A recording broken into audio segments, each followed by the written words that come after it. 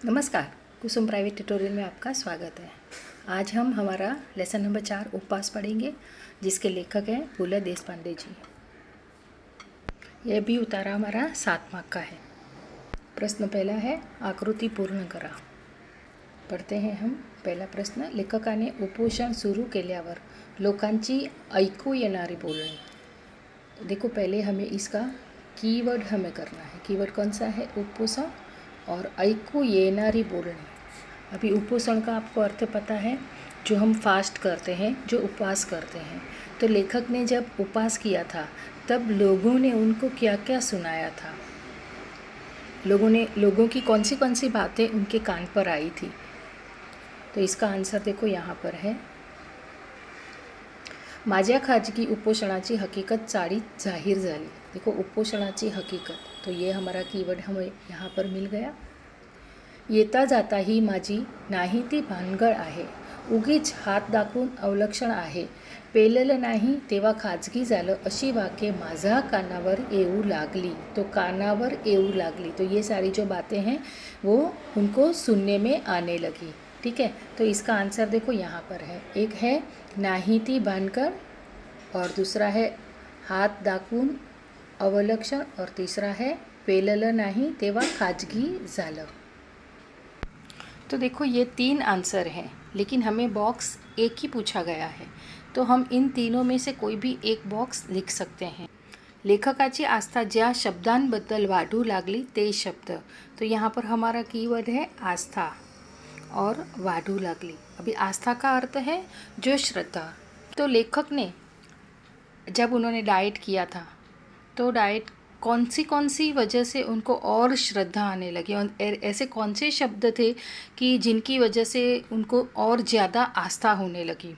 तो देखते हैं ये कौन से शब्द थे। ठीक है, देखो आंसर यहाँ पर है, 2 महिन्यात 50 पौंड वजन कमी करून दाखवीन तर खरा, अशी भीष्म प्रतिज्ञा करून मी आहारशास्त्रावरचा पुस्तकात डोके घालू लागलो। प्रोटीनयुक्त पदार्थ, चरबीयुक्त द्रव्ये वगैरे शब्दांबद्दलची माझी आस्था वाढू लागली। देखो, यहाँ पर हमारा कीवर्ड है शब्दांची आस्था वाढू लागली। तो अभी आंसर कौन सा आएगा? मी का यहाँ पर हमें अर्थ क्या लेना है? लेखक लेना है। ठीक है, तो लेखक को कौन सी आस्था होने लगी, कौन से शब्द के बदल आस्था होने लगी। तो एक हमारा आंसर आएगा आहारशास्त्राच्या वरच्या पुस्तकात डोके घालू लागलो, एक। सेकंड है प्रोटीन युक्त पदार्थ, और थर्ड है चर्बी युक्त द्रव्य। अब इन तीनों में से आप कोई भी एक आंसर लिख सकते। इसके बाद वाला प्रश्न है, कोणते लिहा। प्रश्न क्या है? कोणते लिहा, मतलब ये कौन है, उसको आप लिखो। तो पहले हम प्रश्न पढ़ते हैं। लेखक पूर्वीसारखे गाठ झोपत नाही यावर विश्वास न ठेवणारी। तो यहाँ पर हमारा कीवर्ड होगा पूर्वीसारखे गाठ झोपत नाही। पूर्वीसारखे गाठ भी आपको एक बार पैसेज में मिल जाएगा। तो इसका क्वेश्चन का अर्थ क्या है कि लेखक पूर्वीसारखे गाठ झोपत नाही, पहले जैसे एकदम भरपूर निंद्रा उनको नहीं आती है, पहले जैसी नींद आती थी वैसी नींद उनको नहीं आती है। तो यावर विश्वास न ठेवणारी, इसके ऊपर कौन विश्वास नहीं रखती थी? क्योंकि देखो यहाँ ये रहा, मी पूर्वीसारखा झोपत नाही यावर धर्मपत्नीचा मात्र अजिबात विश्वास नव्हता। देखो, ये हमारा कीवर्ड यहाँ पर मिला। ऐसे हमें ढूंढने से बहुत अच्छे से आंसर मिल जाते हैं।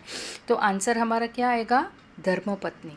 तो किसकी धर्मपत्नी है? मी का अर्थ यहाँ पर क्या है? लेखक। तो आंसर हम क्या लिखेंगे यहाँ पर?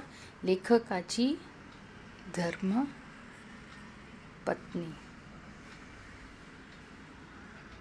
ये हमारा यहाँ पर आंसर होगा। कौन था? लेखक पूर्वीसारखे गाठ झोपत नाही यावर विश्वास न ठेवणारी लेखकाची धर्मपत्नी। ये आपको आंसर यहाँ पर लिखना है। इसके बाद वाला क्वेश्चन है, लेखकाला डाएटचा सल्ला देणारा। तो हमारा कीवर्ड है डाएटचा सल्ला। तो इसका आंसर कहाँ पर है? देखो मैं बताती हूँ। देखो ये रहा, त्यानीच मला डाएटचा सल्ला, ये हमारा कीवर्ड है। और आंसर क्या है? डाएटचा सल्ला दिला उदाहरणार्थ सोकाजी त्रिलोकेकर। देखो ये हमारा आंसर आएगा। ठीक है,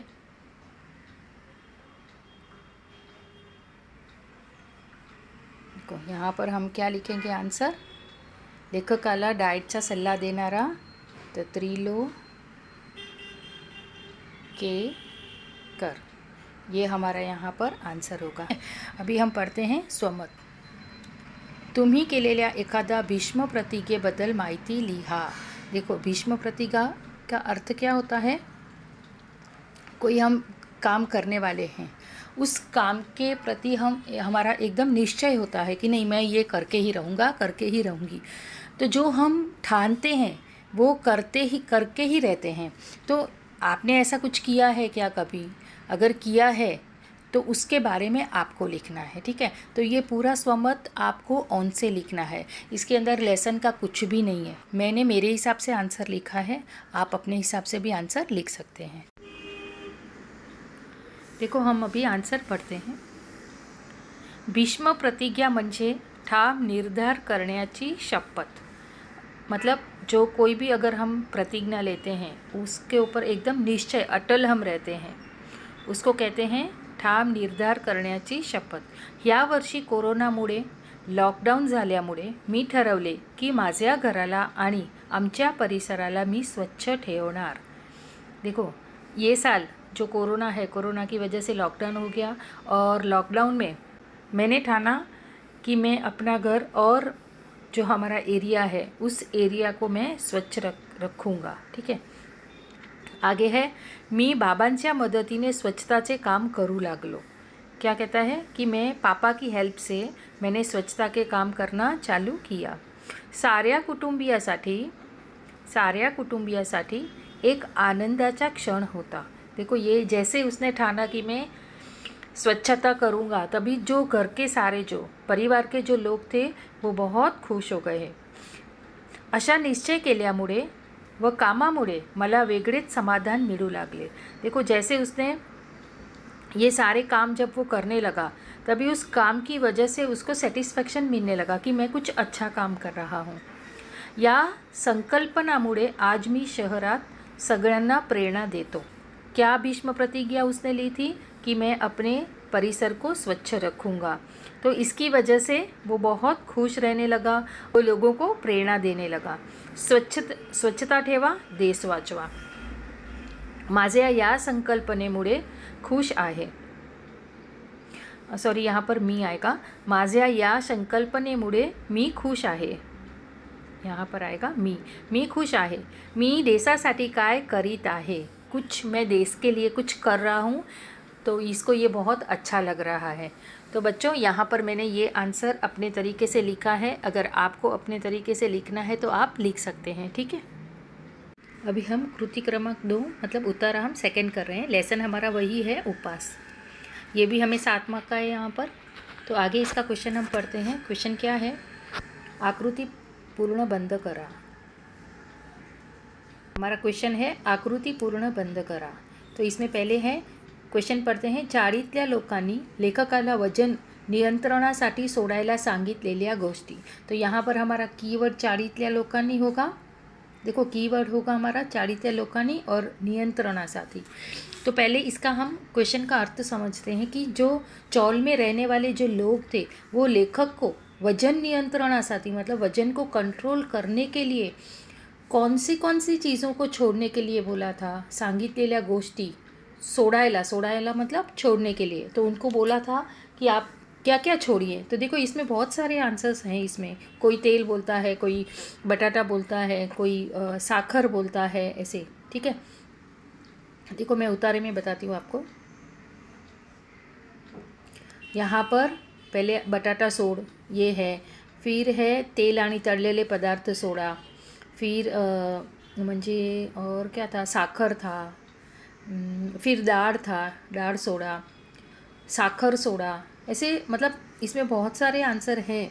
तो आपको उसमें से मीठ सोडा, साखर सोडा, ये इतने सारे आंसर हैं, इसमें से आपको कोई भी 4 लिखना है क्योंकि उन्होंने 4 बॉक्स हमें दिए हुए हैं, ठीक है।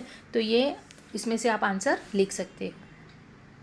नेक्स्ट क्वेश्चन है हमारा, इसके बाद वाला है क्वेश्चन, वो पढ़ते हैं।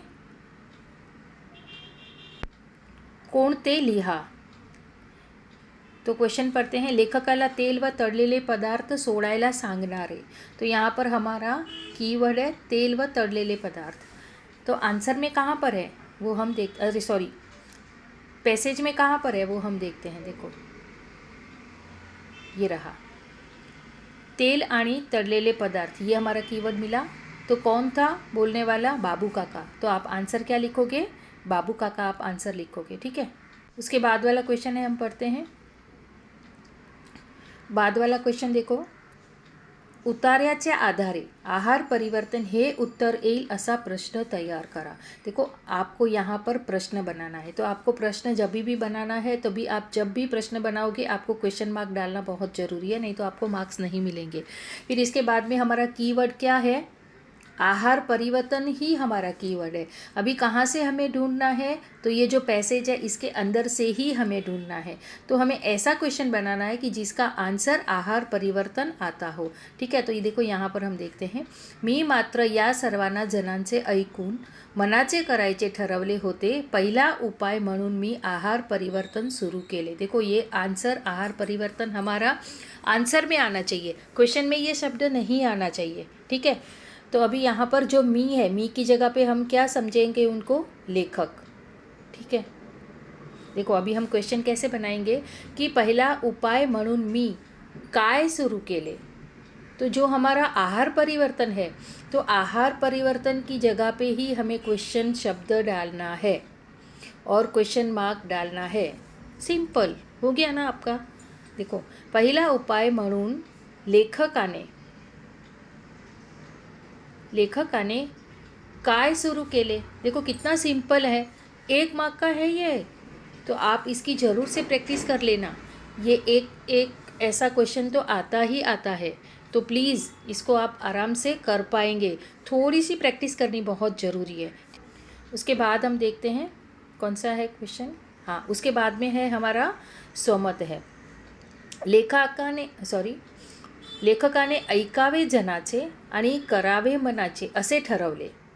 लेखकाच्या या मताशी तुम्ही सहमत आहात का? देखो ये क्वेश्चन कैसा है, कई बार अगर आप नहीं समझोगे तो आंसर नहीं लिख पाओगे। यहाँ पर क्वेश्चन क्या है? लेखकाने ऐकावे जनाचे मतलब सबका सुनने का, ऐकावे मतलब सुनने का, जनाचे मतलब लोगों का, और करावे मनाचे करने का, अपने मन का, असे ठरवले। उन्होंने ऐसा निश्चय किया कि मैं सभी की बात सुनूंगा लेकिन करूंगा अपने मन की। लेखकाच्या या मतासी, लेखक के ये विचार हैं, लेखक का ये मत है, उसके साथ आप सहमत हैं क्या? ये यहाँ पर क्वेश्चन का अर्थ होता है।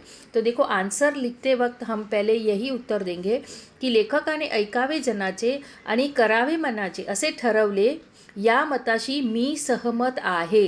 कभी भी हमें आंसर क्या लिखना है? पॉजिटिव में लिखना है। तुम्ही की जगह पे मैं आ जाएगा कि हाँ मैं सहमत हूँ, तो हम पहले उसका सकारात्मक आंसर लिखेंगे कि मी सहमत आहे। उसके बाद में हम आंसर की शुरुआत करेंगे, ठीक है। मैंने उपास लेसन बहुत अच्छे से एक्सप्लेन किया हुआ है। अगर आपने वो वीडियो नहीं देखी है तो प्लीज़ उसको देख लेना और लाइक और सब्सक्राइब भी कर लेना, ठीक है। हमारा जो ये स्वमत का आंसर है मैं नेक्स्ट वीडियो में करने वाली हूँ। धन्यवाद, मिलते हैं हम अगले वीडियो में।